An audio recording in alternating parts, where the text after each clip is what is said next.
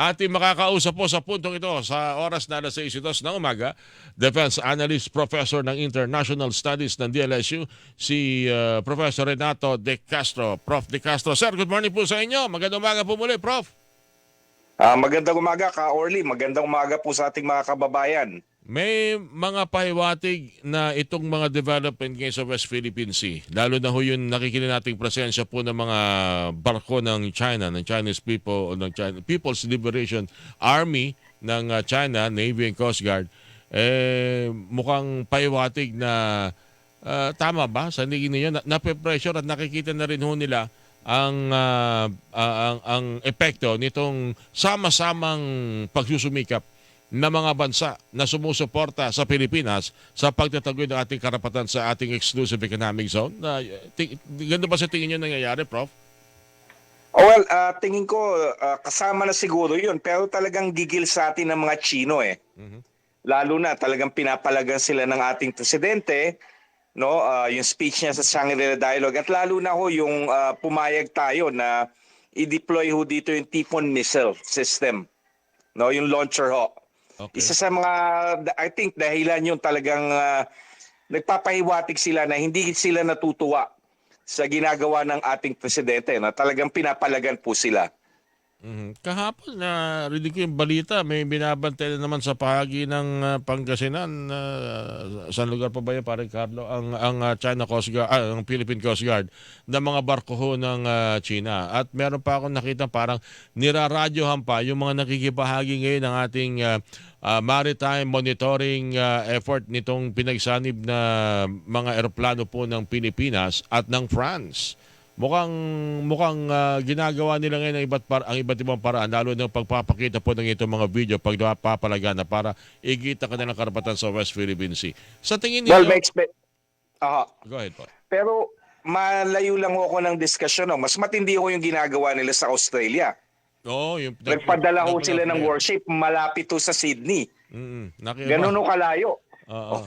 Kaya ang ano ko dito, nilalabas ko dito, hindi lang ho tayong pinag-iinitan ng China, Australia, Taiwan, even Japan.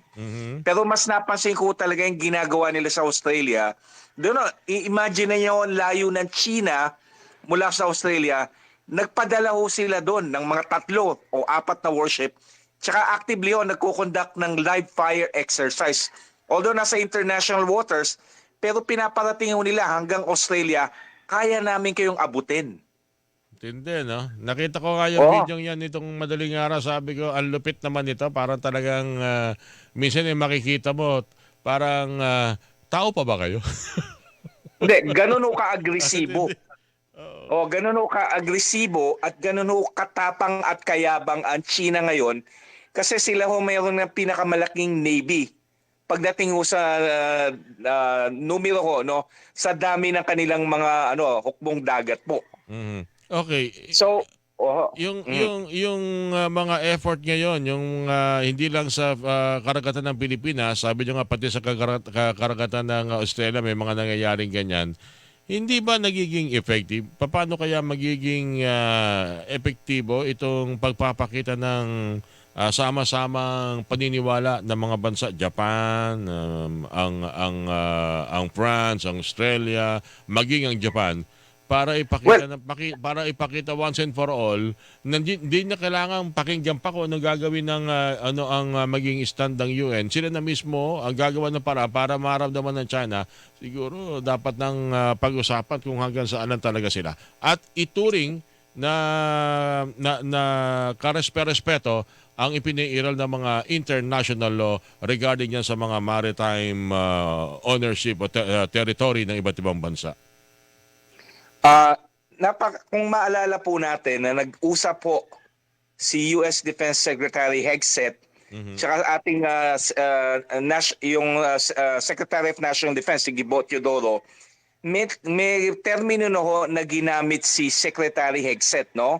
Na of course medyo na alarma ako, pero nakita ko rin yung deterrence. Kasi ngayon ang nangyayari pa lang kumbaga sinasabi natin pormahan. Pagdating ho ng deterrence, meron na ho dyan mga action. No, hindi ko lang ho malubos isipin kung ano yung meaning ho ni Secretary Hegseth na sinabi niya deterrence. No, na sa ngayon siguro medyo talagang pormahan lang paano pag nagkaroon ng sinasabi natin tutukan. No, medyo nakakakabaho dahil talagang pag pumutok ko yan, malapit ho tayo. Pero kasi ho talagang malaki na ho ulo ng China eh.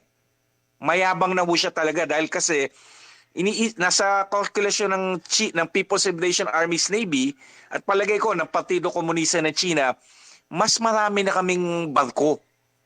So papalagkaya ang Estados Unidos. Kumbaga magkatutukan. Ganun ho nakikita ko kasi isipin nyo na lang ho kung talagang sa Calio may mga road rage. Pag ang dala nyo siguro isang assault rifle, talagang malaki ang ulo nyo. Di po ba? Ganun ho nasa isip ngayon ng China. May mga panawagan na kasi sa UN pero tulad ng ating napag-usapan malimit na minsan ng UN hindi naman basta-basta gumagalaw dahil parang para sa kanila naninimbag din sila kung ano naman ang suporta na maaari makuha ng isang bansang inirereklamo. Pero sa tingin ko sa puntong ito mukhang hindi na dapat panghintayin na ito'y idulog o nakikita naman siguro nila kaya nga minsan na question yung talagang purpose kung bakit meron tayong United Nations sa mga bagay na tulad nito na hindi ho nila nakikita kung ano po ang magiging repercussion, ano maaaring maging kainatan ng isang bansa na nagdudulot po ng pangamba at gulo sa mga karatig bansa nito, Professor. Kasi pagdating sa larangan ng security, unang-una ho, malaki ang United Nations. No, pag sa larangan ho ng global security, ang talagang nakatutok ho dyan, yung United Nations Security Council. Nakasama ang China na isa sa... Ang problema ho kasama China eh. Kaya talagang hindi ho natin maasahan ang United Nations, lalo na yung Security Council kasi isa sa mga permanent members ang China ho. Kaya alisin na ho natin ang equation ng UN ho dyan. Talagang kumbaga git-gita na ho yan ng malalakas at makapangyarihang bansa. Sa ngayon ho, nakikita natin na sa ngayon sinasabi ko dahil malaki na yung kanilang hukbong dagat at meron na silang pinakamaraming kumbaga naval vessels, talagang malaki, talagang matapang na sila. Ngayon, ayun nga, ewan ko lang talaga kung ano yung magiging implication na sinabi nga ni Hegseth na deterrence. At saka maganda rin ho yung nabanggit, lalo na ho nung nangyari doon sa Munich Security Conference sa Europe, kung bakit nag-offer na si Trump ng peace deal sa Ruso, sa larangan ng Ukraine. Ang sabi ho ni Vice President Vance, we would like to focus on China. Ba? Kaya gusto nila makipag-deal sa Ruso, sa larangan ng Ukraine, kasi gusto nila talagang dalhin dito lahat ng puwersa nila. Siguro naman kahit naman gaano kalaki, gaano kalakas ang isang bansang tulad ng China, pero pag nakikita niya na yung 4-5 kapitbahay niya nagsasama-sama para siya iswituhin, dapat naman siguro makinig din kahit paano. Pero apparently, sabi ka binabagit ninyo, Prof, mukhang wala sa ngayon wala sa pag-iisip ng China yung ganyang klase ho ng sitwasyon. Oo, kasi talagang nasisilaw sila na mas marami silang naval vessels at Coast Guard. Kala nila, kaya nilang kumbaga sindakin ng Amerika. Kaya talaga ang polisiya ngayon, binabase ko doon sa pag-uusap po ni si Secretary Hegseth tsaka si Secretary Gibo Teodoro, deterrence na. Hindi na lang pormahan. Magtutukan na tayo. Kaya sa tingin nyo, dapat lang talaga at halos kung pwede lang linggo-linggo magkaroon talaga ng joint military exercises, hindi lang 2, 3, maaring 4 hanggang 5 bansa dito sa ating exclusive economic zone. Ituloy-tuloy ito at para maramdaman kung gaano kalakas ang unity ng mga bansang nakararamdam ng pambubuli ng China. Hindi, kasi bago na tayo nagko-conduct ng naval exercise ngayon sa France, actually nag-conduct ang France, Estados Unidos at bansang Hapon ho. 3 carriers pinadala ho nila dito sa Philippine Sea doon Pacific area. So ayun pinapakita nila talagang kung magkakaroon tayo ng subukan, magkakaroon tayo ng tutukan, talagang malaking presang ihaharap namin sa bansang China. Alam naman siguro nila yan, pag humantong sa ganong, teka muna, parang tayo lang ang lumalakad ang pakaliwa, lahat pakanan. Hindi, Iba hong utak ng mga Chino ho, talaga. Kasi Kitang-kita, halatang-halata yan. Ambassador pa lang nito, alam na alam mo na kung ano yung klase mentalidad. Ambassador pa lang nila na meron tayo rito. Nababasa na natin Professor. Biro niyo ho yung, katulad ho yung pag-deploy ng Typhoon missiles ho dito ng launcher ng Amerika ho, pinapakialaman pa tayo. Kasi sabi nga ho ni Gibo Chidoro ho, paglarangan ho ng dating sa national security, o ni Assistant Secretary Jonathan Malaya ho. Sabi niya, pagdating sa larangan ng national security, kumbaga wala nang pakialamanan yan kasi it's a matter of survival. Pero China ho, nakikialam pa pagdating sa larangan ng national security natin. Ganun ho sila kayabang. Ganun ho sila kaarugante. Alright. Ito, yung kaugnay niyan, in relation to that, Professor De Castro, may mga reaksyon kasi ako natatanggap na tulad na aking malimit sabihin tuwing umaga, hindi naman kaya itong pressure sa West Philippine Sea at pressure sa politika sa loob ng Pilipinas, itong malimit nating marinig na ibaksak, palitan, may kaugnayan pa rin sa panggigigil ng China sa Pilipinas at ginagamit yung impluensya hindi lang sa mga politiko meron tayo, hindi lang sa mga kandidato, kundi pati na rin sa mga sa social media and mainstream media, Professor.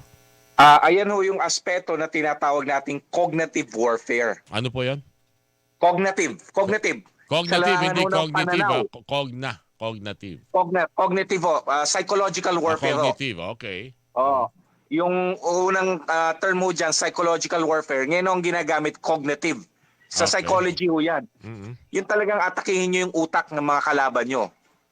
At posible ho yan kasi talagang sa pagdating ho sa kasaysayan, magaling ho dyan ang China. No? Hindi pa ho nation state ang China, empire pa lang siya, civilization.